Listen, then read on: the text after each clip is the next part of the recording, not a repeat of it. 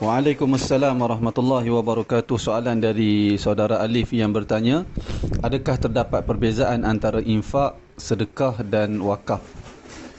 Baik, secara mudahnya kita boleh kata infak merujuk kepada perbuatan kita, kita mengeluarkan harta kita termasuk untuk diri kita sendiri dan untuk keluarga, atau kita keluarkan harta untuk kerja-kerja kebaikan yang lain. Itu infak, dia umum, dia merangkumi tindakan mengeluarkan, membelanjakan harta untuk diri sendiri dan untuk orang lain, tetapi dalam bentuk untuk orang lain, untuk kebaikan lah, jika ada keperluan untuk melakukan perkara itu infak, dia lebih umum. Manakala sedekah dia lebih kurang sama, tetapi sedekah ni dia boleh membawa dua maksud. Jika kita merujuk kepada Al-Quran dan As-Sunnah, kadang-kadang perkataan sedekah memaksudkan zakat yang wajib tu. Kadang-kadang begitu.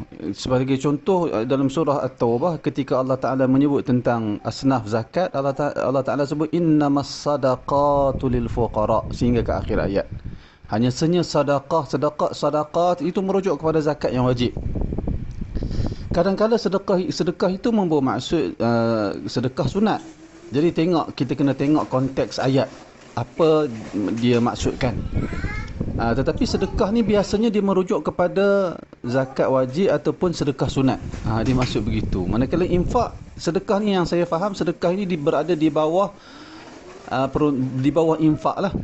Di bawah infak. Kemudian manakala wakaf, sedekah ni biasanya merujuk kepada harta-harta yang cepat habis.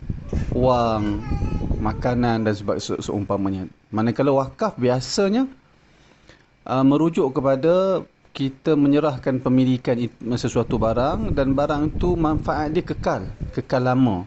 Tanah sebagai contoh, telaga sebagai contoh, bangunan.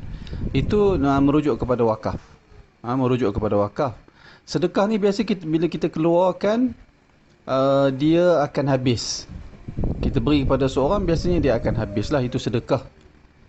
Manakala wakaf biasanya dia merujuk kita mengeluarkan, kita membelanjakan ataupun kita mengeluarkan hak milik kita untuk kepentingan orang Islam yang ramai. Jadi hak wakaf itu tidak dimiliki oleh sesiapa pun, melainkan untuk dimiliki oleh semua orang Islam. Manakala infak dan manakala sedekah biasanya merujuk kepada kita belanjakan sesuatu harta kepada orang tertentu. Dari sudut tu kita boleh tengok perbezaan antara sedekah dan wakaf. Manakala wallahu ta'ala alam, infak merangkumi umum, dia lebih umum. Sebagai contoh, kita kata orang itu menginfakkan harta dia dalam bentuk wakaf sebagai contoh. Kita sebut begitu. Ataupun orang itu telah mewakafkan harta dia sebagai satu infak dari dia untuk jalan Allah. Sebagai contohlah, kita gunakan perkataan begitu. Sebab itu saya kata tadi, kita boleh fahami perbezaan di antara ketiga perkataan itu dari sudut infak lebih umum, manakala sedekah dan wakaf itu lebih khusus. Wallahu a'lam.